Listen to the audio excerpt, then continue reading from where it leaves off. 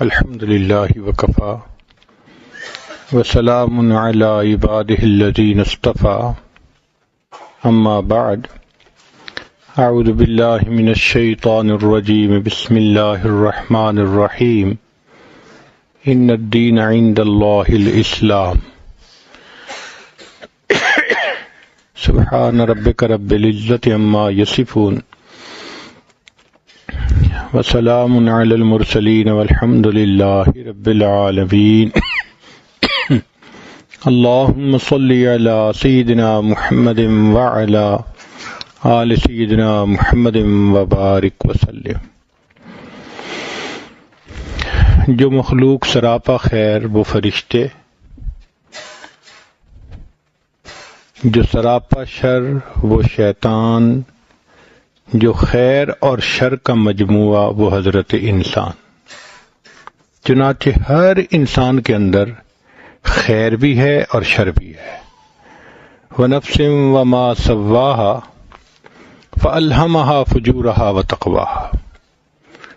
قرآن مجید میں اللہ نے بہت وضاحت سے فرما دیا کہ ہم نے ہر انسان کے نفس میں اچھائی بھی رکھ دی، برائی بھی رکھ دی۔ تقاضا یہ ہے کہ ہر بندہ اپنے اوپر اچھائی کو غالب کرے۔ اسی کا نام مجاہدہ ہے کہ اپنے شر کو دبائے اور خیر کو اپنے اوپر غالب کر لے۔ مگر دستور یہ ہے کہ دنیا کے اچھے سے اچھے انسان کو بھی برا ماحول مل جائے تو اس کا شر نکل آتا ہے، وہ بھی برا بن جاتا ہے، اور برے ترین انسان کو اچھا ماحول مل جائے اس میں سے خیر نکل آتی ہے۔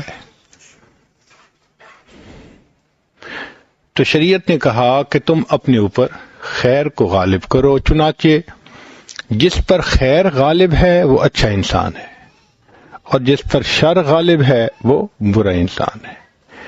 شریعت نے ایک خوبصورت اصول بتلا دیا، مسلم شریف کی روایت ہے، فرمایا تکف شرک عن الناس، کہ تم انسانوں کو اپنے شر سے بچاؤ۔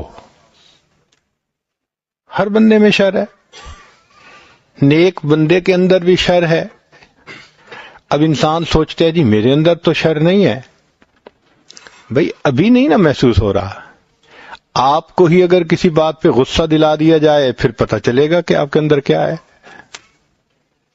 وہی بندہ جو دیکھنے میں متبع سنت نظر آتا ہے، چہرے پہ سنت سجی ہوئی ہے، لباس سنت کے مطابق، وہ غصے میں آتا ہے تو اس کو سمجھ نہیں لگتی کہ وہ کیا بول رہا ہے۔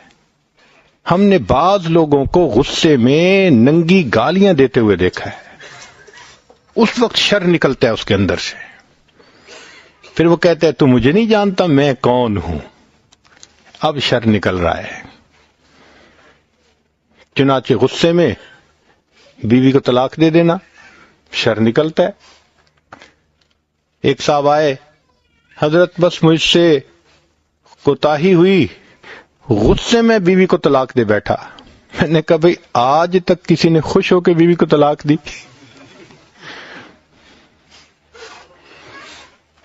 تو پتہ تو چلتا ہے جب شر نکلتا ہے بندے کے اندر۔ ایک آدمی اپنے آپ کو نیک سمجھتا ہے، لیکن اگر اس کو گناہ کا موقع میسر آ جائے،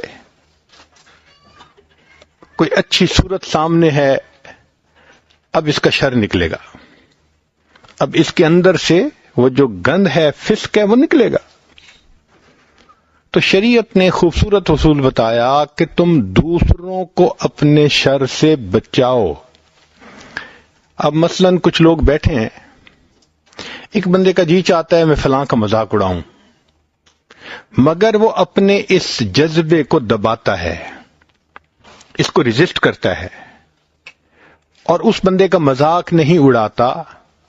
مذاق نہ اڑانے پر شریعت اس کو صدقے کا ثواب عطا فرماتی ہے کہ تم نے جو اپنی ٹیمپٹیشن کو کنٹرول کیا۔ سبحان اللہ، یہ کتنی خوبصورت شریعت ہے۔ حالانکہ اس نے کوئی پیسہ خرچ نہیں کیا، کچھ اور ایسا کام نہیں کیا، لیکن اس نے اپنے ایک جذبے کو روک کر دوسرے کو اپنے شر سے بچا لیا۔ شریعت نے کہا فَإِنَّهَا صَدَقَةٌ مِّنْكَ عَلَى نَفْسِكَ، یہ ایسا ہی ہے جیسے تم نے اللہ کے راستے میں صدقہ کر دیا ہے۔ اب میاں بیوی کے درمیان شر موجود ہوتا ہے، بیوی کے اپنے اندر شر ہے، خامد کے اپنے اندر شر ہے، مگر شریعت کہتی ہے کہ دعا یہ کریں کہ اللہ دونوں کو خیر پر جمع فرما دے، یعنی بیوی کے اندر سے بھی خیر نکلے، خامد کے اندر سے بھی خیر نکلے، اور دونوں میاں بیوی کتنے اچھے زندگی گزار رہے ہوتے ہیں، کوئی واقعہ پیش آتا ہے، کوئی معاملہ پیش آتا ہے، اور اگر شر نکلنا شروع ہو جائے، اللہ اکبر، دلوں میں فاصلے آ جاتے ہیں۔ تو شریعت نے کہا کہ تم دوسروں کو اپنے شر سے بچاؤ، اس لیے شریعت نے مسلمان کی ڈیفینیشن بتلائی، فرمایا المسلم من سلم المسلمون من لسانہ و یدہ، مسلمان وہ ہے کہ جس سے دوسرے مسلمان اس کی زبان اور اس کے ہاتھوں سے سلامتی میں ہو، کیونکہ دوسرے بندے کو جو نقصان دیا جاتا ہے، تکلیف پہنچائی جاتی ہے، اس کے دو طریقے ہیں، قال سے یا حال سے۔ ہاتھ سے پہنچائے گا تو یہ ید ہی بنے گا، اور اگر زبان سے پہنچائے گا تو لسان ہی بنے گا۔ تو شریعت نے دونوں کو ڈسکرائب کر دیا کہ مومن وہ ہے، مسلمان وہ ہے کہ جس کی ہاتھ سے اور زبان سے دوسرے مسلمان سلامتی میں ہو۔ اب اس حدیث مبارکہ میں ایک نکتہ بڑا اہم ہے کہ لسان نبوت سے جو الفاظ نکلے ان میں لسان ہی کا لفظ پہلے ہے اور ید ہی کا لفظ بعد میں ہے، کہ جس کی زبان سے اور جس کے ہاتھوں سے دوسرے مسلمان سلامتی میں ہو۔ تو محدثین نے اس کی تفصیل لکھی کہ جو زبان سے تکلیف پہنچائی جاتی ہے اور جو ہاتھ سے پہنچائی جاتی ہے ان کا تقابل کیا ہے۔ ہاتھ سے تکلیف پہنچانے کے لیے کبھی ہونا ضروری ہے، تبھی تکلیف پہنچائے گا نا کوئی، کمزور تو نہیں دوسرے کو تکلیف پہنچا سکتا، اس کو تو پتا ہوگا میں ایک تھپڑ لگاؤں گا تو جواب میں مجھے کئی لگ جائیں گے۔ تو ہاتھ سے تکلیف پہنچانے کے لیے قوی ہونا ضروری ہے، زبان سے تکلیف پہنچانے کے لیے قوت کی ضرورت ہی نہیں ہے۔ چھوٹا بڑے کو پہنچا سکتا ہے، مرد عورت مرد کو پہنچا سکتی ہے، کمزور کبھی کو پہنچا سکتا ہے، زبان سے بات ہی کرنی ہے نا۔ پھر دوسری بات کہ ہاتھ کی تکلیف آپ سامنے والے کو پہنچا سکتے ہیں، جو پاس نہیں ان کو تو نہیں پہنچا سکتے، وہ تو دور ہیں، مگر زبان کی تکلیف ان کو بھی پہنچا سکتے ہیں۔ آپ دور بیٹھ کے ایسی باتیں کریں کہ دور بیٹھے ان کا دل دکھے گا، اس نے ہمارے بارے میں ایسی باتیں کیوں کی، تو زبان سے دور بیٹھے کو بھی تکلیف پہنچائی جا سکتی ہے۔ پھر ایک تیسرا فرق کہ ہاتھ سے تکلیف انسان ان لوگوں کو دے سکتا ہے جو آج موجود ہیں، جو پہلے گزر چکے ان کو تو نہیں نہ پہنچا سکتا، وہ تو اللہ کو پیارے ہو گئے، مگر زبان کی تکلیف ایسی کہ انسان زبان کے ذریعے ان کو بھی تکلیف پہنچا سکتا ہے۔ چنانچہ نبی علیہ السلام نے فرمایا کہ جو میرے صحابہ رضی اللہ عنہم کے بارے میں الٹی سیدھی باتیں کرے گا وہ مجھے تکلیف پہنچائے گا۔ تو زبان کی تکلیف پہلوں کو بھی پہنچ سکتی ہے۔ پھر ایک اور فرق ہے، ہاتھ سے اگر کسی کو زخم لگا دیا جائے وہ مندمل ہو جاتا ہے، جو زبان سے زخم لگتا ہے وہ مندمل نہیں ہوا کرتا، وہ سیدھا دل پہ لگتا ہے، وہ زخم ہرا ہی رہتا ہے۔ اس لیے نبی علیہ الصلوۃ والسلام نے لسان کا لفظ پہلے فرمایا کہ جس کی زبان سے اور جس کے ہاتھوں سے دوسرے مسلمان سلامتی میں رہیں۔ چنانچہ ہمارے اکابر نے لکھا ہے کہ اگر تم کسی کو خوشی نہ دے سکو تو اس کو غم بھی نہ دیا کرو. بھئی کوشش تو یہ کرنی چاہیے کہ ہم دوسرے کو خوشی دے سکیں، لیکن اگر یہ ہمارے نصیب میں نہیں ہے تو کم از کم دوسرے کو دکھ تو نہ دیا کرے نا. تو فرمایا کہ اگر تم دوسرے کو خوشی نہ دے سکو تو دوسرے کو غم بھی نہ دیا کرو. اور فرمایا کہ تم اگر دوسرے کی تعریف نہ کر سکو تو اس کی برائی بھی نہ کیا کرو. حق تو یہ ہے کہ ہم مسلمان بھائی کی تعریف کریں، اچھے الفاظ اس کے بارے میں بولیں، اور اگر یہ توفیق نہیں تو بھائی کم از کم اس کی برائی تو نہ کیا کریں نا. اور فرمایا کہ بہتر تو یہ کہ دوسروں کا دل خوش کرو، اور اگر یہ توفیق نہیں تو کم از کم تم دوسروں کی دل آزاری تو نہ کیا کرو نا. بھائی خوشی نہیں دے سکتے تو غم تو نہ دو نا. عجیب بات ہے کہ آج انسان معمولی باتوں پہ دوسرے کی دل آزاری کرتا ہے، دوسرے کو دکھ پہنچاتا ہے. یاد رکھیے، بیماریوں میں سے سب سے بری دل کی بیماری، بیماریوں میں سے سب سے بری دل کی بیماری، اور دل کی بیماریوں میں سب سے بری دل آزاری ہوتی ہے، کسی بندے کا دل دکھا دینا. اور یہ چیز اللہ رب العزت کو بہت زیادہ ناپسند ہے.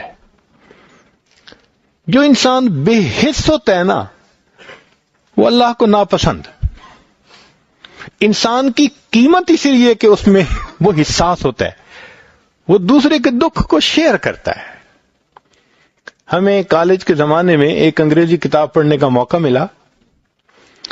اس میں لکھنے والے آتھر نے لکھا تھا کہ آنے والے زمانے میں بڑی سائنسی ترقی ہوگی اور انسان ایسا روبوٹ بنائے گا کہ جو عام انسان سے کئی لحاظ سے بہتر ہوگا.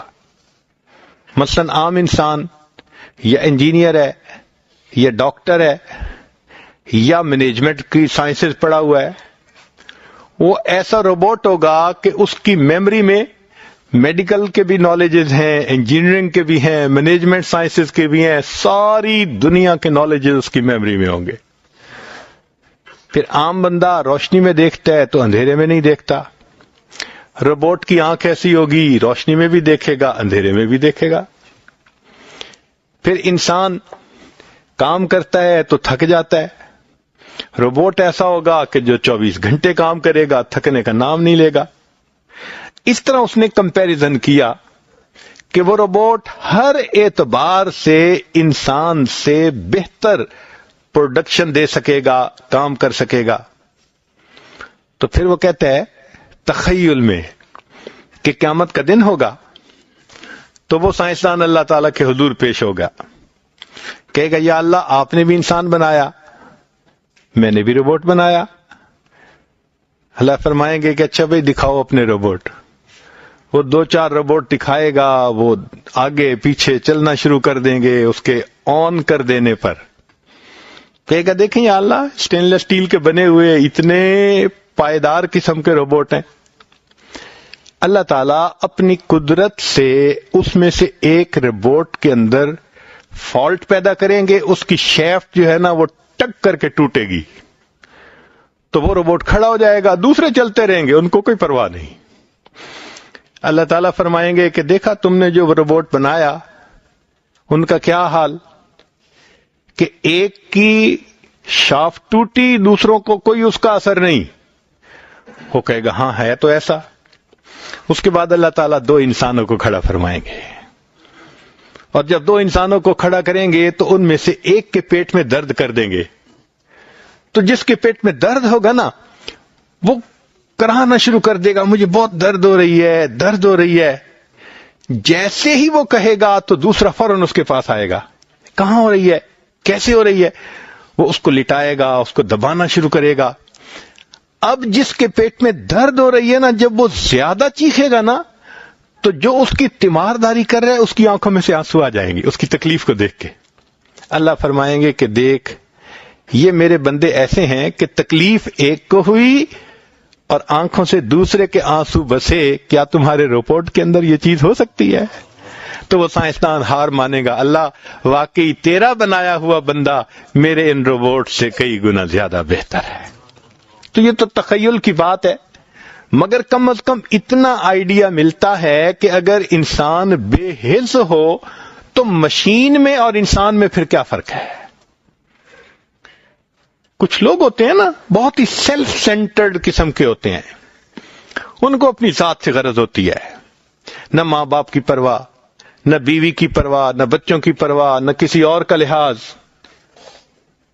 ایسے بے حس قسم کے انکنسیڈریٹ قسم کے جو بندے ہوتے ہیں، اللہ تعالیٰ کو یہ ہرگز پسند نہیں ہے۔ اللہ تعالیٰ ان بندوں کو پسند فرماتے ہیں کہ جو اپنے دل میں اپنے سینے میں حساس دل رکھتے ہوں۔ تو انسان اس بات کا خیال رکھے کہ وہ دوسرے کی تکلیف کا باعث نہ بنے۔ قرآن مجید کی ایک سورت ہے جس میں رب کریم نے خاص ان لوگوں کا تذکرہ کیا جو دوسروں کا دل دکھاتے ہیں۔ فرمایا ویل لکل ہمزۃ لمزہ، ویل ہے، بربادی ہے، اور ویل ایک ویلی کا نام ہے، جہنم کی وادی کا نام ہے، کہ بربادی ہے ان لوگوں کے لیے جو عیب جو ہیں اور عیب گو ہیں۔ یہ دو الگ الگ بیماریاں ہیں۔ بعض لوگوں کو عیب ڈھونڈنے کی بیماری ہوتی ہے، ایسی مائکروسکوپک نگاہیں ہوتی ہیں کہ انہوں نے ہر کسی کے عیب کو زوم کر کے دیکھنا ہوتا ہے۔ اپنی آنکھ کا شتیر نظر نہیں آتا، دوسرے کی آنکھ کا بال بھی نظر آئے گا۔ جس بندے کو ان کے سامنے لے آؤ وہ اسی میں برائیاں دکھا دیں گے۔ ہوتی جو برائیوں کی تلاش ہے ان کو برائیاں مل جاتی ہیں۔ یہ لوگ ہوتے ہیں عیب ڈھونڈنے والے، اور کچھ ایسے ہوتے ہیں کہ بس ان کے علم میں ذرا آ جائے کہ بات کیا ہے، پھر فون پہ، بات میں، مجلس میں وہ اس بندے کی بات کو عام پھیلا دیتے ہیں۔ یہ عیب گو کہلاتے ہیں۔ اور بعض بندوں میں دونوں بیماریاں ہوتی ہیں، عیب جو بھی ہوتے ہیں اور عیب گو بھی ہوتے ہیں۔ شریعت نے ان لوگوں کے بارے میں فرمایا کہ چونکہ یہ دوسروں کی عیبوں کو تلاش کرتے تھے اور ان کے عیب لوگوں میں بیان کرتے تھے، ان کے دل دکھتے تھے، اب سنیں اللہ تعالیٰ ان کے ساتھ معاملہ کیا کرے گا۔ جہنم کی ایک وادی ہوگی جس میں اللہ تعالیٰ آگ کو بھڑکائیں گے، وہاں ایک پلر ہوگا آگ کا، اس بندے کو لا کر اس پلر کے ساتھ باندھ دیا جائے گا، آگ کے پلر کے ساتھ۔ پھر انگارے ہوں گے، نار اللہ الموقدہ التی تطلع علی الافئدہ، وہ آگ کے انگارے اٹھیں گے اور اس بندے کے دل کے اوپر نشانہ لگائیں گے۔ یہ دوسروں کے دل دکھاتا تھا نا، آج جہنم کی آگ اس کے دل کو جلائے گی۔ دنیا میں انسان ایسی باتیں کرتے ہیں، عورتیں کہتی ہیں میں نے ایسی باتیں کی بس جلتی رہی ہوگی۔ بھئی وہ تو کیا جلتی رہی ہوگی، تم اس بات کے کرنے کے بعد جہنم میں جلتی رہو گی۔ اس بات کو سوچیں۔ تو جو دوسروں کے دل دکھاتے ہیں، اللہ رب العزت نے ان کی ٹریٹمنٹ کے لیے جہنم میں اسپیشل انتظام کیا۔ جہنم کی آگ جو جسم کو جلا کے رکھ دے گی، جب دل کے اوپر آئے گی تو پھر کیا ہوگا۔ تو شریعت نے کہا کہ انسان دوسروں کو تکلیف نہ پہنچائے۔ چنانچہ آپ شریعت کے احکام کو دیکھیے، شریعت نے اسی چیز کو پسند کیا کہ انسان ہر وقت سوچے کہ دوسرے کو تکلیف نہ ہو۔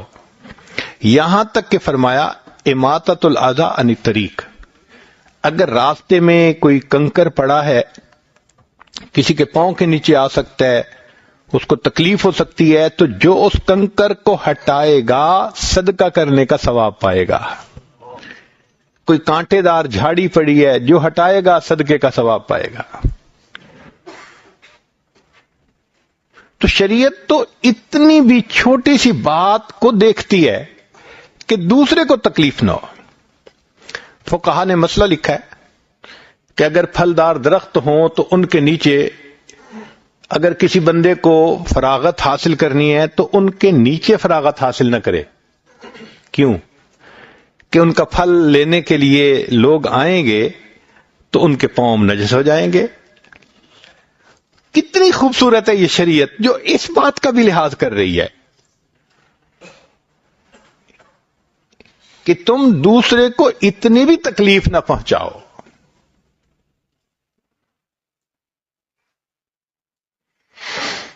چنانچہ ایک بندہ اگر مسجد میں آتا ہے اور وہ دیکھتا ہے کہ اگلی صف میں لوگ موجود ہیں اور اگر میں آگے گیا تو ان کو تکلیف ہوگی اور وہ پچھلی صف میں بیٹھ جاتا ہے. شریعت کہتی ہے کہ اگرچہ نماز پچھلی صف میں پڑھی اللہ اس کو پہلی صف میں نماز پڑھنے کا ثواب عطا فرمائے, کیونکہ اس نے کندھے نہیں پھیلانگے, دوسرے کو تکلیف نہیں پہنچائی.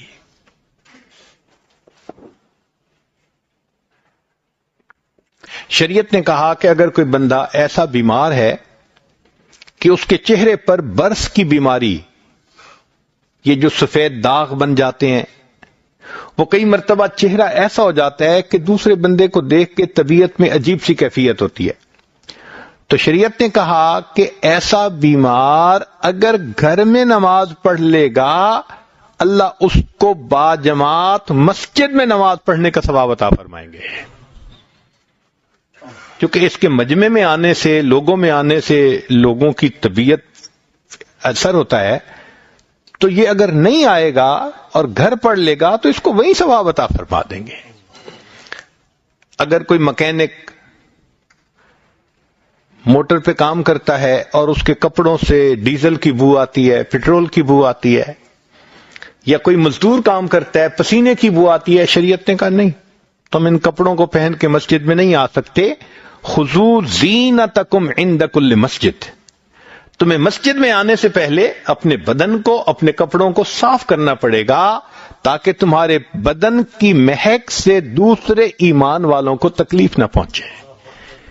جو شریعت اتنی خوبصورت ہو کہ پسینے اور کپڑے کی بو سے بھی دوسروں کو بچانے کی فکر کرتی ہو, سبحان اللہ, وہ شریعت کتنی عظیم ہے. نبی علیہ الصلوۃ والسلام نے ارشاد فرمایا کہ جو آدمی کچا پیاز کھائے وہ مسجد میں نہ آئے جب تک کہ اپنے منہ کو صاف نہ کرے. حدیث پاک ہے من اکل ثوما او بصلا فلیعتزل مسجدنا. کیوں؟ کہ کچے پیاز کی ایک بو ہوتی ہے. اب اگر وہ ٹوتھ پیسٹ نہیں کرتا, مسواک نہیں کرتا اور بن صاف کیے منہ آ جاتا ہے تو اس کی وجہ سے دوسروں کو تکلیف ہوگی. اب سوچئے کہ شریعت اس بندے کو منع کر رہی ہے کہ تم نے کچا پیاز کھایا, مسجد میں نہیں آ سکتے جب تم اپنے منہ کو صاف نہ کرو. اس سے اندازہ لگائیے کہ اس معاملے میں شریعت نے کس قدر کنسرن اپنا پیش کیا ہے.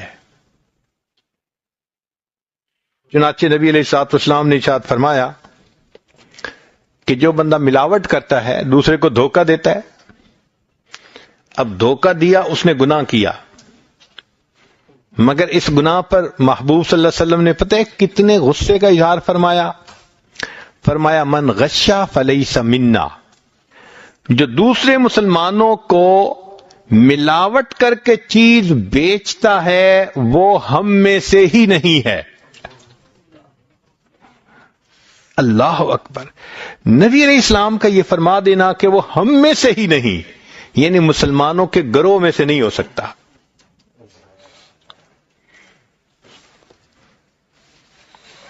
نبی علیہ الصلوۃ والسلام کی اپنی عادت مبارکہ ذرا سن لیجئے. سیدہ شریک لانا فرماتی ہیں کہ نبی علیہ السلام تشریف لائے اور میرے ساتھ میرے بستر کے اوپر آرام فرمانے لگے. دیر رات کا وقت تھا کہ میں نے دیکھا کہ اللہ کے محبوب صلی اللہ علیہ وسلم بڑے آرام سے, رویدا کا لفظ ہے, نرمی سے, بستر سے نیچے اتر رہے ہیں اور پھر ننگے پاؤں آگے چل پڑے. تو میں حیران ہوئی. میں نے پوچھا اے اللہ کے نبی صلی اللہ علیہ وسلم آپ ایسا کیوں کر رہے ہیں؟ فرمایا عائشہ تم سوئی ہوئی تھی, میں نے سوچا کہ میرے اٹھنے سے کہیں تمہاری نیند میں خلل نہ آ جائے. اللہ کے پیارے حبیب صلی اللہ علیہ وسلم نے درس دیا کہ دیکھو اگرچہ تم خامد ہو مگر وہ تمہاری بیوی ہے نا, تم اس کے بھی آرام کا خیال رکھو. اترے تو نرمی سے بستر سے اور چلے تو ننگے پاؤں چلے. پریکٹیکلی دکھا دیا کہ تم اپنے ساتھ والے کے ساتھ کتنا اچھائی کا معاملہ کرو, ہر ممکن اس کو تکلیف سے بچاؤ. اور یہی سبق صحابہ رضی اللہ عنہم نے خوب یاد کیا تھا. ان کی زندگیوں کو دیکھ لو, یہ بات بہت واضح نظر آتی ہے. ایک مرتبہ عمر الخطاب رضی اللہ عنہ سیدنا صدیق اکبر عنہ کو ملنے کے لیے آئے. خلافت صدیقی کا زمانہ ہے. دیکھا کہ ایک جگہ لسٹ لکھی ہوئی ہے کہ فلاں فلاں معذور لوگ ہیں, بوڑھے لوگ ہیں, ان کو خدمت کی ضرورت ہے. یعنی صحابہ رضی اللہ عنہم کے زمانے میں جو ہینڈی کیپڈ ہوتے تھے یا سینئر سٹیزن ہوتے تھے, دوسرے مسلمان ان کی خدمت کرنا اپنے اوپر لازم سمجھتے تھے. آج تو اولاد ماں باپ کی خدمت ہی نہ کرتی, دور کی بات کیا کرنی. اس وقت اس کو ضروری سمجھا جاتا تھا, بلکہ اس کو جسم کی زکات سمجھتے تھے کہ مال کی زکات جیسے بندہ ادا کرتا ہے, اللہ کی رضا کے لیے کسی کی خدمت کرے, یہ گویا جسم کی زکات نکل رہی ہے. ہم نے کبھی کسی کی خدمت ذمہ لی؟ سوچیں, کاش کہ اللہ ہمیں بھی توفیق دیتے. تو عمر رضی اللہ عنہ نے لسٹ پڑھی تو اس کے اوپر لکھا ہوا تھا فلاں بندہ اور اس کی فلاں خدمت اس نے ذمہ لے لی. پڑھتے پڑھتے ایک جگہ ایک بڑھیا کا نام لکھا تھا کہ یہ بوڑھی عورت ہے, اکیلی ہے, اس کو خدمت کی ضرورت ہے, اور آگے جگہ خالی تھی. تو عمر رضی اللہ عنہ نے کہا کہ اچھا اس کی خدمت میں اپنے ذمے لے لیتا ہوں. انہوں نے اس کا ایڈریس نوٹ کر لیا اور اگلی رات فجر کی نماز جب انہوں نے پڑھی اگلے دن, تو فجر کے بعد وہ چلے گئے. دروازہ کھٹکھٹایا, اماں میں آپ کی خدمت کے لیے حاضر ہوں. اچھا خدمت کیا ہوتی تھی؟ گھر کے اندر جھاڑو دے دینا, برتن ہو تو ان کو دھو دینا, اور پانی باہر چشمے کنویں سے اس کے گھر تک پہنچا دینا. یہ چند کام یہ خدمت کہلاتی تھی, چونکہ اس میں اس کو ہیلپ کی ضرورت ہوتی تھی, باقی کام تو انسان کر ہی لیتا ہے. جب دروازہ کھٹکھٹایا تو بڑی اماں نے کہا کہ بھائی وہ تو کوئی خدمت کرنے آتا ہے, وہ کر کے چلا گیا. عمر رضی اللہ عنہ بڑے حیران ہوئے, کوئی آتا بھی ہے اور پتہ بھی نہیں لکھا ہوا کہ کون, اتنا وہ مخلص بندہ ہے. چلے میں اگلے دن تہجد کے بعد آ جاؤں گا. سیدنا عمر رضی اللہ عنہ نے اگلے دن تہجد پڑھی اور بڑھیا کے دروازے پہ, اماں میں خدمت کے لیے آ گیا. اس نے کہا بھائی وہ تو کوئی خدمت کے لیے آتا ہے اور خدمت کر کے چلا جاتا ہے. اماں کیا نام ہے؟ میں نے کبھی پوچھا نہیں, اس نے کبھی بتایا نہیں. قد کاٹ کیسے ہے, شکل کیسی ہے؟ بھائی وہ آ کے دروازہ کھٹکھٹاتا ہے, اماں پردہ کر لو تو میں کمرے میں چلی جاتی ہوں. وہ سارے کام سمیٹ کے پھر میری کنڈی کھٹکھٹا دیتا ہے کہ پردہ ختم ہو گیا, باہر آ جاؤ. وہ باہر چلا جاتا ہے, میں آ جاتی ہوں. آج تک میں نے اس کی شکل بھی نہیں دیکھی. عمر رضی اللہ عنہ بڑے حیران, یہ کون بندہ ہے کہ جو اتنے اخلاص سے خدمت کر رہا ہے. وہ بھی عمر الخطاب تھے. کہنے لگے اچھا. اگلے دن عشاء کی نماز پڑھی اور جا کر اس بڑھیا کے دروازے کے قریب کہیں چھپ کر بیٹھ گئے, دیکھتا ہوں کون آتا ہے. فرماتے ہیں کہ جب رات گہری ہو گئی, لوگ نیند کی آغوش میں چلے گئے, اس وقت میں نے دیکھا کہ کوئی بندہ بہت آہستہ آہستہ پاؤں اٹھاتے اٹھاتے اس بڑھیا کے دروازے کے قریب آیا. جب آیا تو میں نے پوچھا من انت، بھائی کون ہے آپ؟ تو اس کے جواب میں امیر المومنین ابو بکر صدیق لانو کی آواز آئی. میں ابو بکر ہوں. میں نے کہا امیر المومنین، آپ نے لسٹ میں نام نہیں لکھا تھا؟ یہاں تو میں خدمت کے لیے آتا تھا، مجھے کیا پتا کس کی خدمت آپ کرتے ہیں. اور میں نے اگلا سوال پوچھا کہ امیر المومنین آپ کے پاؤں میں جوتے نہیں ہیں، آپ کے پاس تھے نہیں یا آپ گھر اتار کے آئے؟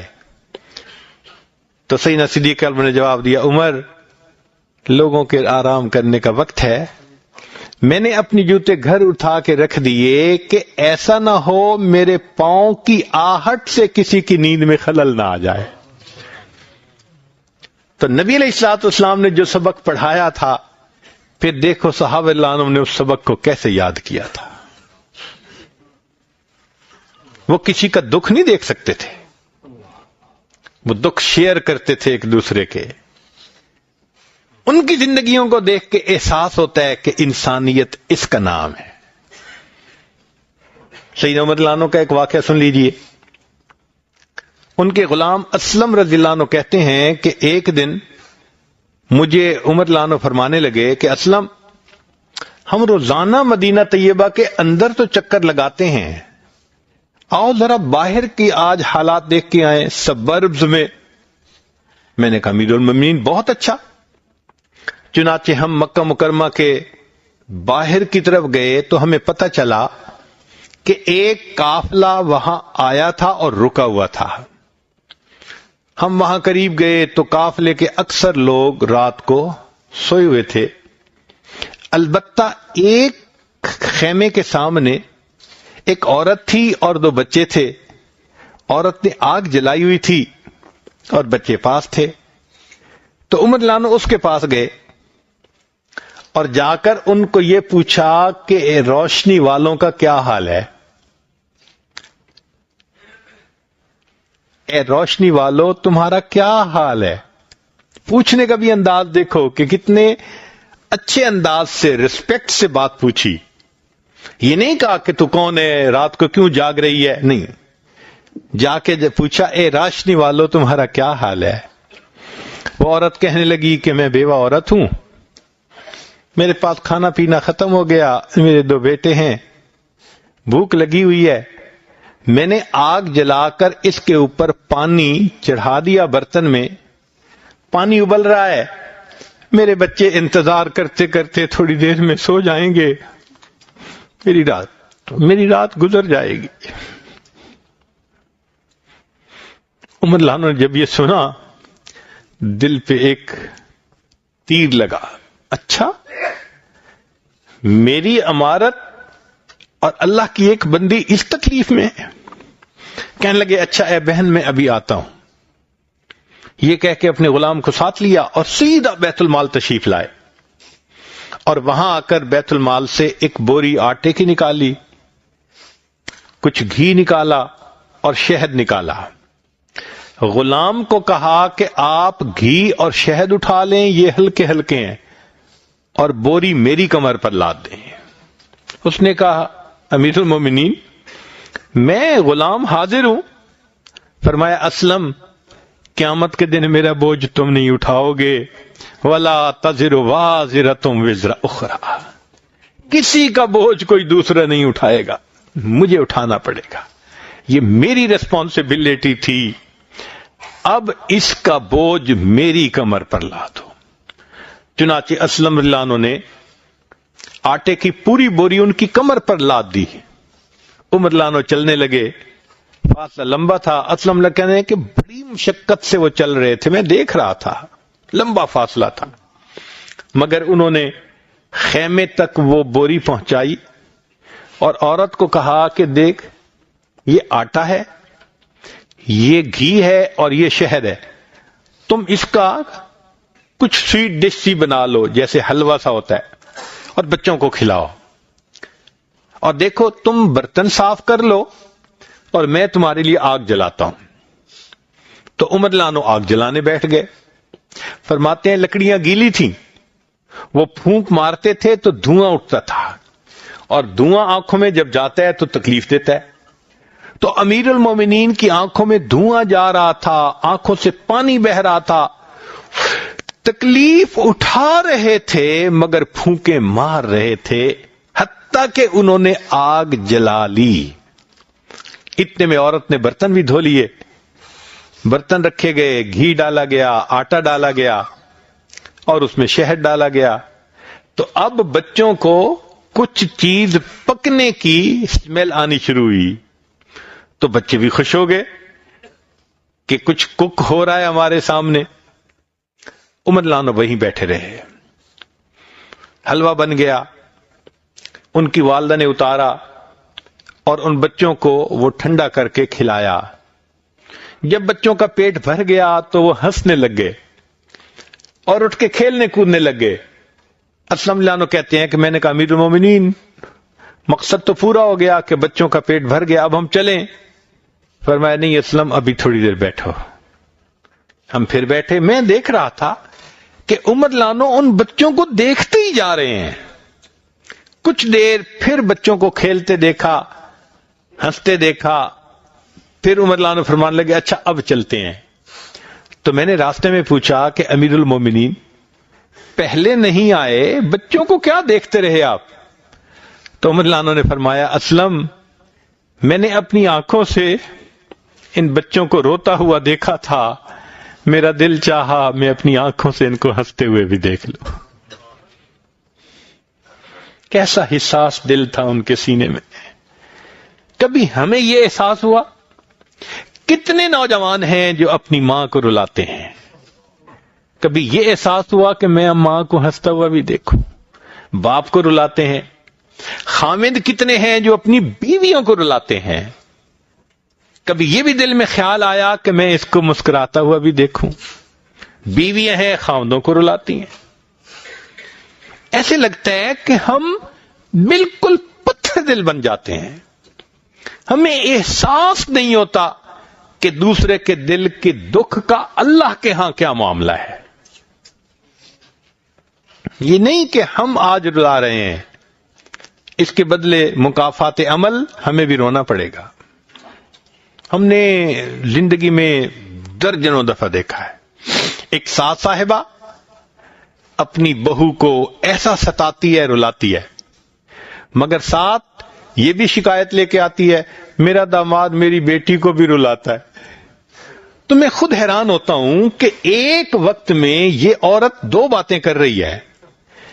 یہ خود بہو کو ساتھ یہ سلوک کر رہی ہے اور اللہ اس کو دکھا رہے ہیں کہ تم کسی کی بیٹی کے ساتھ یہ کرتے ہو تو دیکھو کوئی تمہاری بیٹی کے ساتھ وہی کچھ کر رہا ہے. As you sow so shall you reap. جو بو گے وہی کاٹو گے. مگر انسان اتنا اندھا ہوتا ہے, یک چشم بن جاتا ہے, اس کو دوسری سائڈ نظر نہیں آتی. تو دوسروں کو تکلیف دینا, ان کو رلا دینا, یہ بائیں ہاتھ کا کھیل نظر آتا ہے. اور ہمیں اندازہ نہیں ہے کہ یہ کام کتنا سینسٹیو ہے. ذرا توجہ کیجئے گا. بیوی سے اچھے سلوک کی سفارش اللہ رب العزت نے فرمائی, وَعَاشِرُهُنَّ بِالْمَعْرُوفِ, تم ان کے ساتھ اچھے انداز سے زندگی گزارو. نبی علیہ الصلوۃ والسلام نے بھی فرمائی. اس لیے اس دنیا سے جاتے ہوئے نبی علیہ السلام نے جو آخری پیغام امت کو دیا, التوحید التوحید وما ملکت ایمانکم, توحید پہ جمے رہنا, جو تمہارے ماتحت ہیں ان کے حقوق کا خیال رکھنا. اور ماتحتوں میں بیوی کا نام سب سے پہلے آتا ہے. تو کیا ہم ان کے حقوق کا خیال رکھتے ہیں, ان کو خوش کرتے ہیں؟ اگر نہیں کرتے تو ہمیں بھگتنا تو پھر پڑے گا نا. جو چیز اس میں بہت زیادہ ڈرنے والی ہے نا, وہ یہ کہ نبی علیہ السلام نے فرمایا کہ جو اپنے ذمی یا ماتحتوں کے حقوق کا خیال نہیں کرے گا, جو شخص دنیا میں اپنے ماتحتوں کے حقوق کا خیال نہیں کرے گا, انا حجیجہم یوم القیامہ, میں قیامت کے دن میں قیامت کے دن ان ماتحتوں کا وکیل بنوں گا اور ان کو ان کا حق میں لے کر دوں گا۔ اب اگر قیامت کے دن بیوی کے وکیل اللہ کے محبوب بن گئے، خامد بتائے اس کو کون سی جگہ سمائے گی؟ خامد بتائے اس کا حشر کیا ہوگا اس دن؟ یہ نہیں ہے کہ اب والدین اس کے فوت ہو گئے، اب وہ اکیلی ہے، پوچھنے والا کوئی نہیں۔ یاد رکھنا، جس کا وارث دنیا میں کوئی نہیں ہوتا، پھر اس کا وارث خدا بنا کرتا ہے۔ تم کسی کے دل کو کیسے دکھا سکتے ہو؟ تو ہمیشہ احساس رہے کہ میری وجہ سے کسی کو دکھ نہ ملے۔ یہ ہے انسانیت۔ اگر یہ ہے کیفیت ہمارے دل کی تو انسانیت ہے، اور اگر یہ احساس ختم ہو گیا، ہمارے اندر سے انسانیت چلی گئی ہے۔ آج کل لکھے پڑے لوگ، ایم اے کیا ہوا ہے، کسی کا روڈ دروازہ بلاک کر دینا، گاڑی بلاک کر دینا، ہم اس کو کوئی جرم ہی نہیں سمجھتے، حالانکہ اس سے دوسرے بندے کو تکلیف پہنچ رہی ہوتی ہے۔ ہمارے اکابر دوسروں کو کس قدر تکلیف سے بچاتے تھے، ایک واقعہ سن لیجئے۔ حضرت مفتی محمد شفیع مفتی اعظم پاکستان رحمت اللہ علیہ، انہوں نے اپنا واقعہ کسی کتاب میں لکھا ہے کہ جب میں نے اپنی تعلیم مکمل کر لی تو میں حضرت میاں اصغر حسین دیوبندی رحمت اللہ علیہ اقربا میں سے تھے اور ویسے بھی اساتذہ میں سے تھے، میں ان کی خدمت میں رہنے کے لیے چلا گیا۔ فرماتے ہیں کہ دوپہر کے وقت میں نے ان کے ساتھ کھانا کھایا تو دسترخوان سمیٹنے کا وقت آیا تو میں نے پوچھا کہ حضرت کیا میں دسترخوان سمیٹ لوں؟ تو حضرت نے مجھ سے پوچھا کہ کیا آپ نے دسترخوان سمیٹنا سیکھا ہے؟ اب کس سے سوال پوچھ رہے ہیں؟ جو علم مکمل کر کے آئے۔ اللہ اکبر! اتنا عرصہ جو اساتذہ کی خدمت میں لگا کے آئے، ان سے کوسچن پوچھا کہ کیا آپ نے دسترخوان سمیٹنا سیکھا ہے؟ تو انہوں نے آگے سے عرض کیا کہ حضرت آپ سکھا دیجئے۔ تو فرمانے لگے کہ دیکھو میں اس طرح دسترخوان کو سمیٹتا ہوں کہ جو کھانا بچا ہوا ہوتا ہے میں اس سارے کھانے کو اٹھا کر پہلے گھر پہنچاتا ہوں تاکہ گھر والے اس کو استعمال میں لا سکیں۔ مومن کے بچے ہوئے جھوٹے کھانے میں شفا ہوتی ہے۔ پھر اس کے بعد جو دسترخوان کے اوپر چھوٹے چھوٹے ذرے رہ جاتے ہیں، میں ان تمام ذرات کو اکٹھا کرتا ہوں اور وہ ذرات اکٹھے کر کے فلاں جگہ پر میں ان کو جا کر ڈالتا ہوں، وہاں چیونٹیوں کے بل ہیں، سوراخ ہیں، اور ان کے لیے وہ فل خوراک ہوتی ہے۔ ہمارے لیے ذرے ہیں اور ان کے لیے خوراک ہے۔ Trash of some one ٹریئر is another one, تو ان کے لیے تو خوراک ہے نا، تو وہ ذرے چیونٹیاں کھا لیتی ہیں۔ اور یہ جو تم نے ابھی گوشت کھایا، اس کی ہڈیوں کو میں باہر نہیں پھینکتا۔ فلاں جگہ کے اوپر کتے آتے ہیں، رات کے وقت بیٹھتے ہیں چوراہے پر، میں یہ ہڈیاں وہاں جا کے پھینکتا ہوں تاکہ یہ کتوں کی غذا بن جائے۔ اور یہ جو آپ نے آم کھائے تو میں آم کی گٹھلیوں کو باہر دروازے پہ نہیں پھینکتا، بلکہ فلاں جگہ جو گراؤنڈ ہے، عصر کے وقت بچے وہاں کھیلنے آتے ہیں اور یہ گٹھلیاں خشک ہوتی ہیں تو ان کو گٹھلیاں دیکھ کر خوشی ہوتی ہے، تو وہ ان گٹھلیوں سے کھیلتے ہیں، تو یہ بھی کام آ جاتی ہیں۔ اور یہ جو چھلکے ہیں نا، ان کو میں دروازے کے اوپر نہیں پھینکتا باہر۔ کیوں؟ میرے ارد گرد غریب لوگ رہتے ہیں، اگر میں چھلکے باہر پھینکوں گا اور کسی غریب کے بچے نے دیکھا تو اس کے دل میں حسرت ہوگی، کاش میرے ابو بھی آم لاتے تو میں بھی کھاتا، اور اس کے دل کی تکلیف کا سبب میں بنوں گا۔ تو حضرت پھر چھلکوں کا کیا کرتے ہیں؟ فرمانے لگے کہ میں چھلکے لے کے گلی میں نکلتا ہوں، ایک چھلکا ایک جگہ پھینکتا ہوں، پھر 10-20 قدم دوسرا چھلکا، پھر 10-20 قدم تیسرا چھلکا، 2-3 گلیوں میں چھلکے پھیلا دیتا ہوں، پتہ بھی نہ چلے کسی نے آم کھائے ہیں یا نہیں کھائے۔ یہ دسترخوان سمیٹتے تھے ہمارے اکابر۔ اللہ اکبر کبیرہ۔ ہم نے زندگی میں کیا سیکھا، سوچیں نا۔ فرماتے ہیں کہ عشاء کی نماز پڑھ کے میں حضرت کے ساتھ آ رہا تھا تو ایک جگہ پہنچ کے میں نے دیکھا کہ حضرت نے اپنے جوتے اتار لیے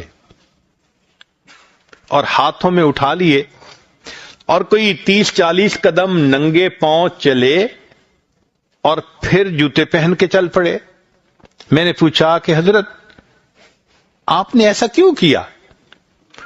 تو فرمانے لگے کہ یہاں مسلمان اور غیر مسلم ہر قسم کے لوگ رہتے ہیں، جس جگہ میں نے جوتے اتارے یہاں ایک عورت ہے جو فاحشہ تھی، جو جسم فروشی کرتی تھی، اور اس کے پاس لوگ آتے تھے پہلے بہت۔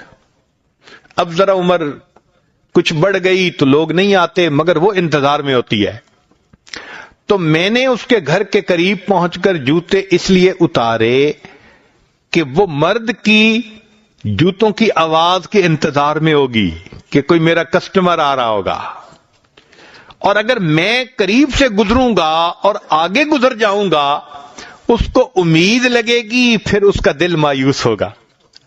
تو میں یہ نہیں چاہتا کہ اس کے دل کو اتنی سی بھی تکلیف میری وجہ سے پہنچے، میں جوتے ہی اتار لیتا ہوں، پتہ ہی نہ چلے دروازے سے کوئی مرد گزر رہا ہے یا نہیں گزر رہا۔ غور کیجئے کہ ایک غیر مسلمہ ہے، طوائف ہے، اس کو بھی دل کا دکھانا پسند نہیں، اور ہم اپنوں کا دل دکھاتے ہیں۔ شنیدم کے مردان راہ خدا، دل دشمنا ہم نہ کردند تنگ۔ ہم نے سنا ہے کہ جو راہ خدا کے مرد ہوتے ہیں وہ دشمنوں کے بھی دل تنگ نہیں کیا کرتے۔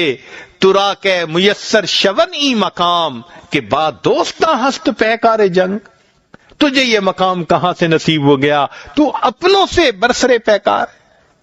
ہم ایک دوسرے کے ساتھ کہیں سرد جنگ لڑ رہے ہوتے ہیں، کاروباری طور پہ ایک دفتر کے اندر پاؤں کھینچ رہے ہوتے ہیں، ایک دوسرے کے گھسیٹ رہے ہوتے ہیں، کہیں خاندان کے اندر ایک دوسرے کے ساتھ چل رہی ہوتی ہے بات، اور ہیں کون؟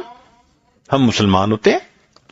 اور کئی جگہ تو مسجد کے اندر ادھر بھی داڑھی ادھر بھی داڑھی، ادھر بھی ٹوپی ادھر بھی ٹوپی، ادھر بھی کلمہ ادھر بھی کلمہ، بندہ کہے تو کیا کہے۔ ایک مسجد میں نماز پڑھنے والے، کیا ہم ایک دوسرے کی خیر خواہی نہیں کر سکتے؟ کیا ہم ایک دوسرے کو اپنے شر سے بچا نہیں سکتے؟ ہم نے کیا دین سیکھا؟ اگر ہم نے دین اپنے بڑوں سے سیکھا ہوتا، ہمیں دوسروں کے دل دکھنے کا احساس ہوتا کہ اللہ کے ہاں اس کی کتنی اہمیت ہے۔ ہمارے اکابر انسانوں کو تو ایک طرف رکھیں، جانوروں کے بھی دل نہیں دکھایا کرتے تھے۔ چنانچہ خواجہ باقی باللہ رحمت اللہ علیہ ہمارے سلسلے کے ایک بزرگ ہیں، سمرقند کے رہنے والے تھے، اور سمرقند میں سردیوں میں اتنی سردی ہوتی ہے کہ بندے کی کلفی جم جائے، -30 ڈگری سینٹی گریڈ، اور پھر جب ہوا چلتی ہے تو چل فیکٹر کے ساتھ وہ 30 کی جگہ بھی 40 تک چلی جاتی ہوگی، اور باہر کھڑے ہونا اس وقت مشکل۔ حضرت تہجد کے لیے اٹھے، وضو کر کے مصلی پہ آئے اور جلدی سے تہجد کی نماز پڑھی، چونکہ ٹھٹھر رہے تھے، اور پھر اپنے بستر کی طرف آئے کہ میں رضائی میں لپٹ کر باقی اوراد وظائف وہاں بیٹھ کے کر لوں گا۔ جب آئے تو دیکھا کہ بستر کے اندر ایک بلی آ گئی تھی، وہ بھی کہیں سردی میں ٹھٹھر رہی تھی، اس کو موقع ملا وہ بلی کے اندر، اور آ کے سو گئی تھی۔ اب اس کو جب بستر کے اندر سوئے دیکھا تو سوچا کہ میں اس کو ڈسٹرب نہیں کرتا، میں مصلی پہ بیٹھ کے وقت گزار لیتا ہوں۔ واپس مصلی پہ بیٹھے، ٹھٹھرتے رہے. کچھ دیر کے بعد بلی خود اٹھ کے چلی گئی تو یہ بستر میں آ گئے. اس رات الہام ہوا کہ آپ نے ایک جانور کی تکلیف کا اتنا خیال کیا, ہم اس کا آپ کو انعام دیں گے. انعام کیا دیں گے؟ ان کے شیخ کو خواب میں بتایا گیا کہ ان کو کہیں کہ یہ یہاں سمرقند سے دہلی جائیں, وہاں ایک عظیم شخصیت ان کی شاگرد بنے گی, بیعت ہوگی. چنانچہ خواجہ باقی باللہ رحمت اللہ علیہ اپنے شیخ کے حکم پر وہاں سے دہلی آئے اور یہاں امام ربانی حضرت مجدد الفسانی رحمت اللہ علیہ ان سے بیعت ہوئے. ایک بلی کی تکلیف کا خیال کرنے پر اللہ ایسے شاگرد عطا فرما دیتا ہے. تو اللہ کے ہاں کتنا اس کا مقام ہے. چنانچہ عمر بن عاص رضی اللہ تعالیٰ عنہ نے جب مصر کو فتح کیا تو یہ واپس اپنے خیموں کی طرف لوٹے. سب حضرات نے اپنے خیمے سمیٹے کہ اب تو شہر فتح ہو گیا, ہم شہر کے اندر جائیں گے. لیکن امیر لشکر عمر بن عاص رضی اللہ عنہ جب اپنے خیمے میں آئے تو دیکھا کہ وہاں ایک کبوتری تھی جس نے انڈے دے دیے تھے. تو انہوں نے دیکھا کہ کبوتری ہے, خیمے کے اندر بیٹھی ہے, اگر میں خیمے کو اکھاڑوں گا تو یہ ڈسٹرب ہوگی. تو انہوں نے سب کو کہہ دیا کہ تم چلو اور میں بقیہ سارا سفر خیمے کے بغیر گزارا کر لوں گا, میں اس کو ڈسٹرب کرنا پسند نہیں کرتا. خیمے کو عربی میں فسطاط کہتے ہیں. چنانچہ وہ خیمہ اسی جگہ رہا اور پھر ایک شہر وہاں آباد ہوا. آج بھی مصر میں اس شہر کا نام فسطاط ہے. بتا رہا ہے ہمارے اکابر انسان تو کیا پرندوں کی تکلیف کا بھی اتنا خیال کیا کرتے تھے. وہ نشانیاں چھوڑ کے چلے گئے. جو ان پرندوں کی تکلیف کا خیال کریں, جانوروں کی تکلیف کا, سوچیں انسانوں کی تکلیف کا کتنا خیال کرتے ہوں گے. چنانچہ بخاری شریف کی روایت ہے, بنی اسرائیل کی فاحشہ عورت تھی, پیاسے کتے کو پانی پلایا اور اللہ نے پیاسے کتے کو پانی پلانے پر اس کے گناہوں کی مغفرت فرما دی تھی.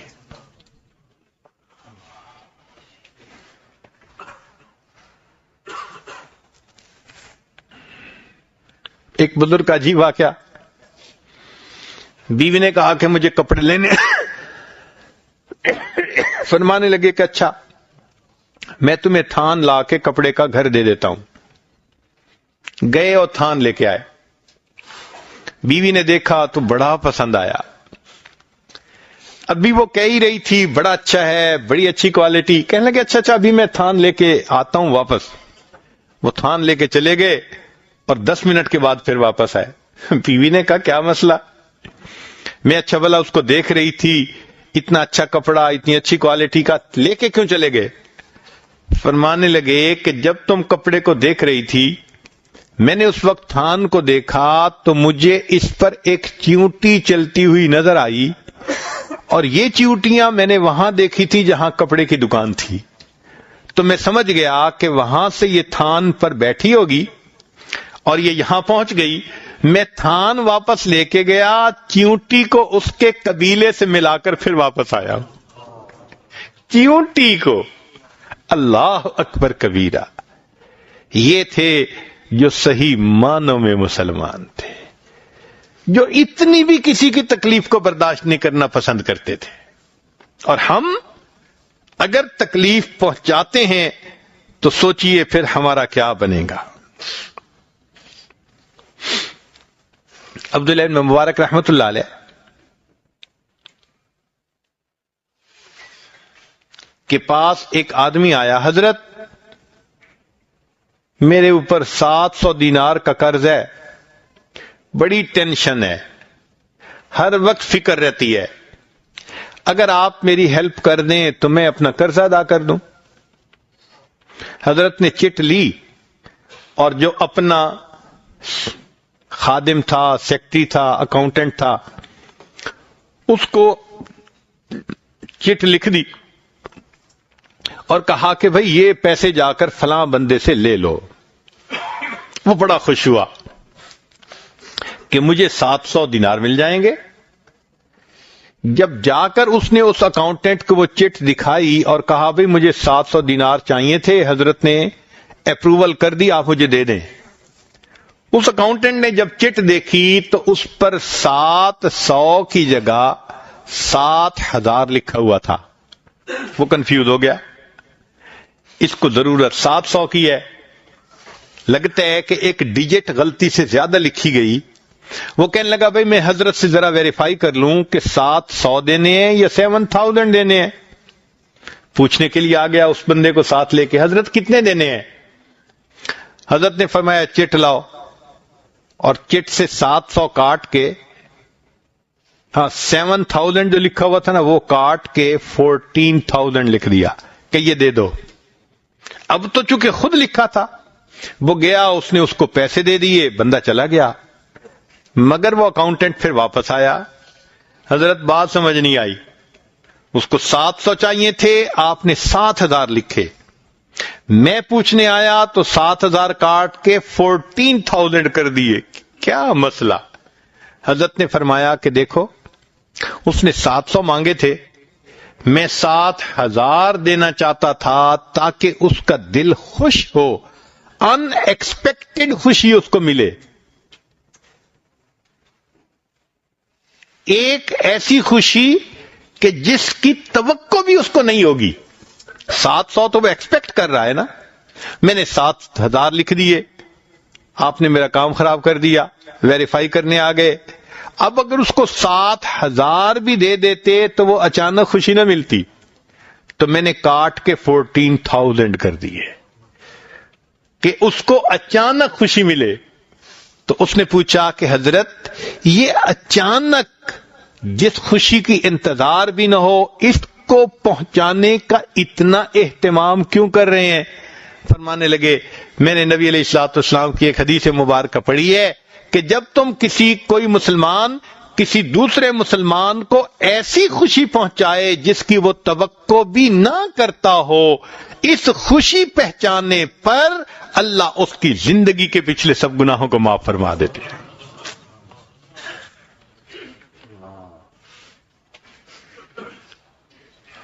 ہم اپنے والدین کو خوشی پہنچائیں, بیوی کو خوشی پہنچائیں, بچوں کو خوشی پہنچائیں, اپنے دوست کو خوشی پہنچائیں, دیکھیں زندگی کے گناہ معاف ہوتے ہیں.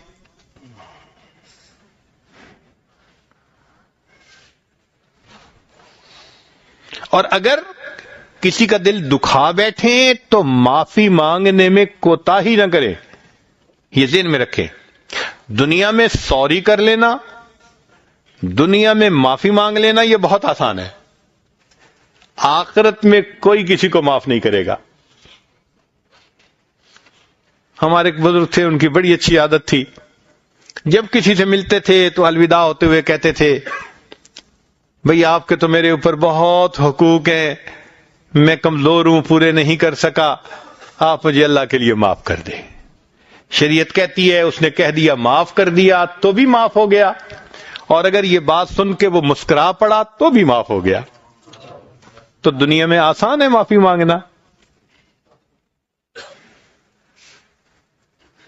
ہمارے حضرت مرشد عالم رحمت اللہ علیہ نے اپنا واقعہ خود سنایا. فرمانے لگے کہ ایک مرتبہ گھر میں وضو کر رہا تھا, اور مجھے میری بیوی اماں جی صاحبہ وہ وضو کروا رہی تھیں. وضو کروانے کے دوران شاید بازو دھونے کا معاملہ تھا تو کوئی پانی ڈالنے میں تھوڑی سی کمی بیشی ہوئی, تو حضرت فرماتے ہیں کہ میں نے غصے میں اس کی طرف دیکھ کر کہا دیکھتی نہیں, میں دیکھ نہیں رہی کہ پانی کہاں ڈالنا ہے؟ تو میں نے جھڑکی میں یہ بات کر دی. وہ خاموش ہو گئی, مگر اس نے مجھے وضو کروایا. اب وضو کر کے جب میں مسجد جانے لگا تو مسجد کے دروازے پر پہنچ کر مجھے خیال آیا میں نے بلا وجہ اپنی بیوی کو جھڑکی دی. گو وہ چپ ہو گئی, اس نے آگے سے کوئی ریئیکٹ نہیں کیا. دل تو دکھا ہوگا نا, اور اگر اس کا دل دکھا ہوگا تو میری نماز کیسے قبول ہوگی؟ فرماتے ہیں میں نے ایک بچے کو بلایا اور بچے کو کہا کہ جاؤ مسجد میں جا کر بتاؤ کہ امامت میں کرواتا ہوں، میں آ رہا ہوں، میرا انتظار کر لیں چند منٹ، میں جماعت کرواؤں گا، تاکہ لوگ انتظار نہ کرتے رہیں۔ تو بچے کو وہاں بھیج دیا۔ حضرت فرماتے ہیں میں واپس گھر آ گیا۔ اہلیہ صاحبہ نے دیکھا تو بڑی حیران ہوئی، آپ نے نماز نہیں پڑھی، آپ پہلے آ گئے۔ تو میں نے ان کو کہا کہ ہاں بس میں نے جلد بازی میں آپ کو ڈانٹ دیا، تو آپ مجھے معاف کر دیں۔ وہ مسکرا پڑی، نہیں نہیں کوئی ایسی بات نہیں تھی۔ میں نے ان کو مسکراتا دیکھا، اب مجھے تسلی ہو گئی کہ اس کا دل مجھ سے خوش ہوا، تب میں آیا اور مسجد میں آ کر امامت کروائی کہ اب اللہ میری نماز کو قبول فرمائیں گے۔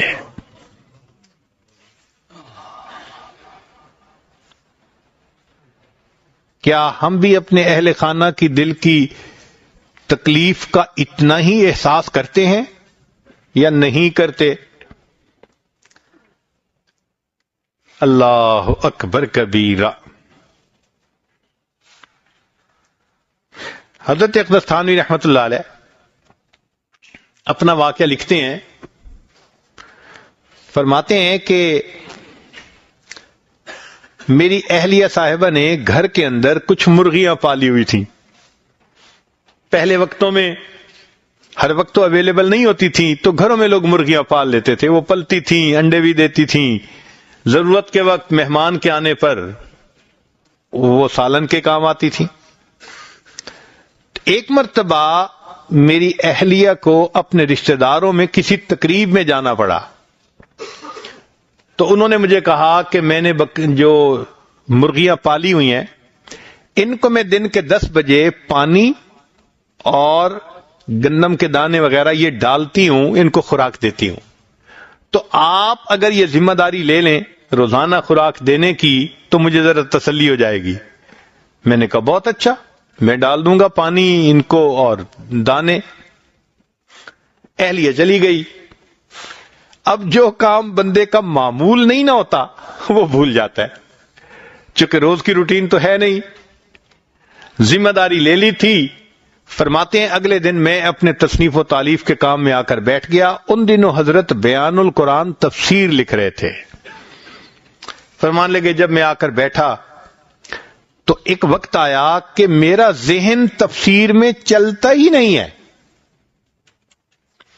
بہت کوشش کی کہ کوئی مضمون آئے، بات آگے چلے، میں لکھوں، کام بڑھے، مگر ایسے لگتا تھا کہ مضامین کا سلسلہ بند ہو گیا۔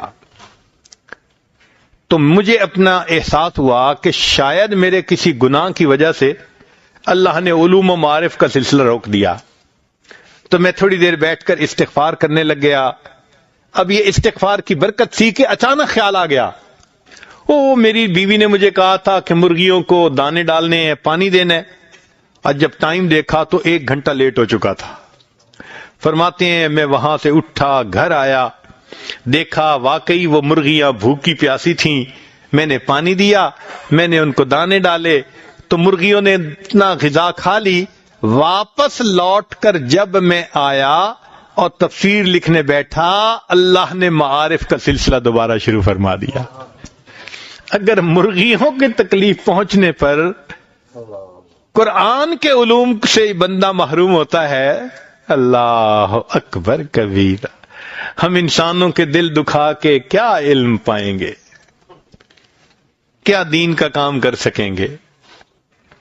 اس لیے آج ہمیں اس بات کو دل میں فیصلہ کرنا ہے کہ آئندہ ہم ایسی زندگی گزاریں گے، ہم کسی کا دل نہیں دکھائیں گے، کسی کا دل نہیں اور اگر دکھا چکے تو ان سے معافی مانگ لیں گے۔ خاوند بیوی سے معافی مانگ لے، بیوی خاوند سے معافی مانگ لے، بڑا چھوٹے سے مانگ لے، چھوٹا بڑے سے مانگ لے، اس سے کوئی فرق نہیں پڑتا۔ مگر اگر ہم دوسروں کے دل خوش کریں گے تو پھر اللہ تعالیٰ قیامت کے دن اس کا اجر عطا فرمائیں گے۔ کیسے اجر عطا فرمائیں گے؟ ہمارے اکابر اس کی تیاری کیا کرتے تھے۔ آخری بات سنا کے میں بات کو مکمل کرتا ہوں۔ اللہ اکبر کبیرہ، اللہ اکبر کبیرہ۔ बचपन की बात है, इस आजिज का एक दोस्त था स्कूल के जमाने में, 6ठी 7वीं क्लास होगी, वो देहात से पढ़ने के लिए आता था, अच्छा शाइनिंग था, वो भी पोजीशन लेता था, तो मैं भी उसके साथ बहुत कंफर्टेबल होता था। कभी जब टाइम फारिग होता तो वो मुझे देहात की बातें बताता था कि देहात में इस तरह ये फसलें होती हैं और ये जिंदगी होती है। मुझे चूंकि कभी देहात में जाने का मौका ही नहीं मिला था, शहर से निकलने का, तो मुझे उस जमाने में यह भी पता नहीं था कि गंदम किसी पौधे पे लगती है या दरख्त पे लगती है, यह भी पता नहीं था। तो उसकी हर बात मेरे लिए नई होती थी, तो मैं जरा शौक से सुनता था।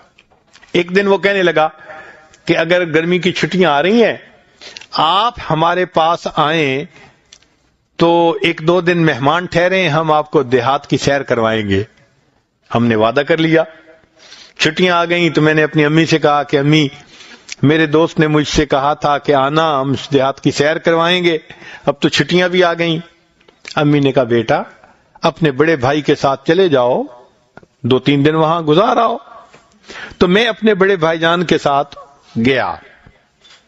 खैर हम वहां पहली रात सोए। अगले दिन सुबह सुबह उठे तो फजर की नमाज पढ़ के वो कहने लगा आओ सैर पे जाते हैं।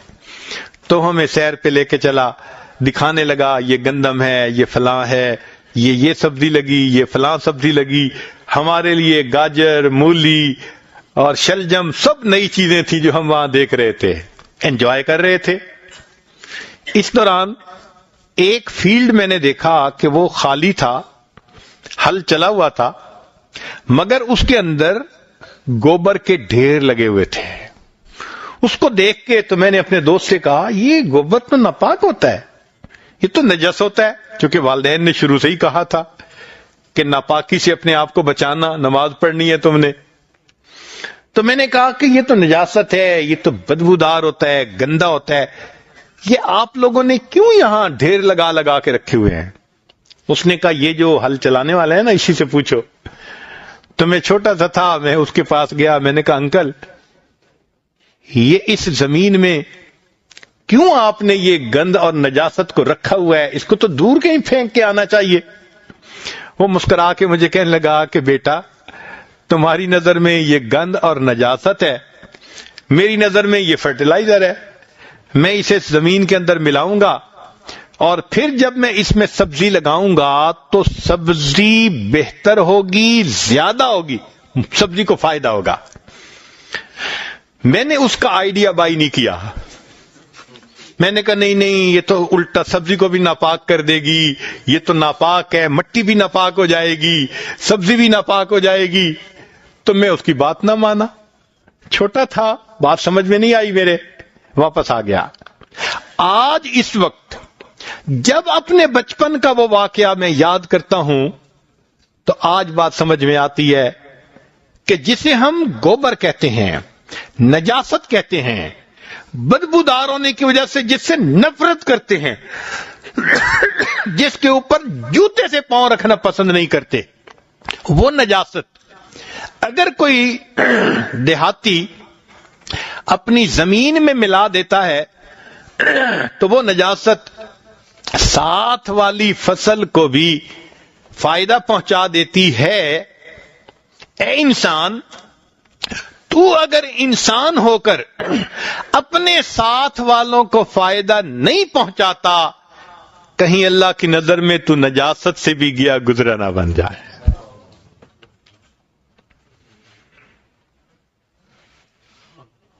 हम किसको दुख देते हैं? जो हमारे जितने ज्यादा करीब होता है। हम तो नजासत से भी गए गुजरे। नजासत भी फायदा दे रही है, हम नहीं फायदा पहुंचा सकते। हमारे अकाबिर कैसे तैयारी करते थे? उस्मान खैराबादी रहमतुल्लाह अलैह, बकाला की दुकान थी।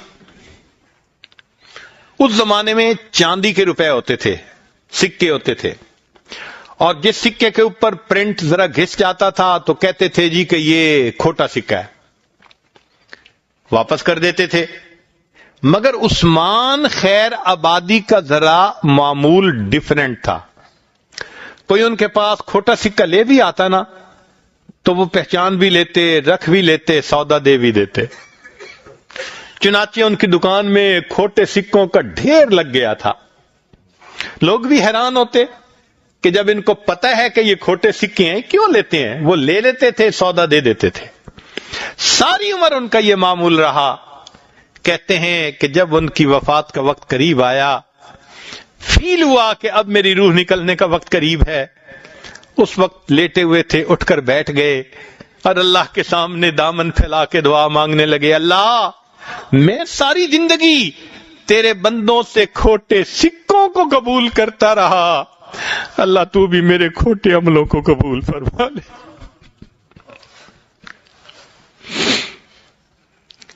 اللہ میں ساری زندگی تیرے بندوں سے کھوٹے سکوں کو قبول کرتا رہا، تو میرے کھوٹے عملوں کو قبول فرما لے۔ ایسے ہمارے اکابر آخرت کی تیاری کرتے تھے۔ اللہ رب العزت ہمیں حساس دل عطا فرمائے تاکہ ہم اپنی زبان سے، اپنے ہاتھ سے، قول سے، فعل سے کسی دوسرے کا دل نہ دکھائیں، اللہ کے بندوں کے لیے وبال جان نہ بنے، راحت جان بن کر زندگی گزاریں۔ وآخر دعوانا ان الحمد للہ رب العالمین۔